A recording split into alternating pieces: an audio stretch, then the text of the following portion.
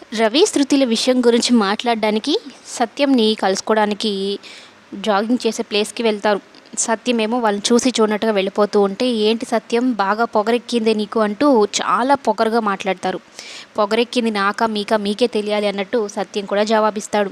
"నేను మీ కొడుకు గురించి మాట్లాడాలి. మీ కొడుకు పద్ధతి మార్చుకోమని చెప్పాలి" అనైతే అంటూ ఉంటే, "నా కొడుకులు బానే ఉన్నారు. నేను బాగానే పెంచాను. ఈ తండ్రి మాట ఎప్పుడు ఎవరు కాదనరు" అనైతే చెప్తూ, "ఇక నువ్వు దేని గురించి మాట్లాడుతున్నావో నీకే తెలియాలి" అంటే ఇక శృతి గురించి చెప్తాడు. మా వాడైతే తప్పు ఉద్దేశంతో మాట్లాడు. ఒకవేళ ఈ కాలం పిల్లలు కాబట్టి ఫ్రెండ్స్‌గా ఉండొచ్చేమో గానీ, నువ్వు అనుకున్న ఇదైతే కాదు అన్నట్టు చెప్తాడు.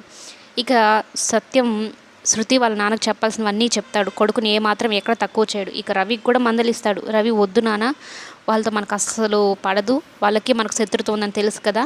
గొడవలకి దారి తీస్తుంది. వదిలేసి ఫ్రెండ్‌షిప్ వరకు అయితే పర్లేదు. అంతకన్నా మించి పోవద్దు" అంటాడు. సత్యంకి కొడుకుల మీద అపారమైన నమ్మకం. ఎందుకంటే కొడుకులు తన మాట వింటాడు అని. అంటే ఒక మనోజ్ తప్ప. ఇక ప్రభావతి విషయానికొస్తే ఇంట్లో ఉన్న గిన్నెలన్నీ విసిరి విసిరి కొడుతూ ఉంటుంది. ప్రభావతినే మీనాని అనవసరంగా ఇంట్లోంచి పంపించేసింది ఆషాఢం సాకుతో. ఇక పనులు చేసుకునే దానికి వచ్చేసరికి పూల పిల్ల కావాలి అన్నట్టు మాట్లాడుతూ ఉంటుంది.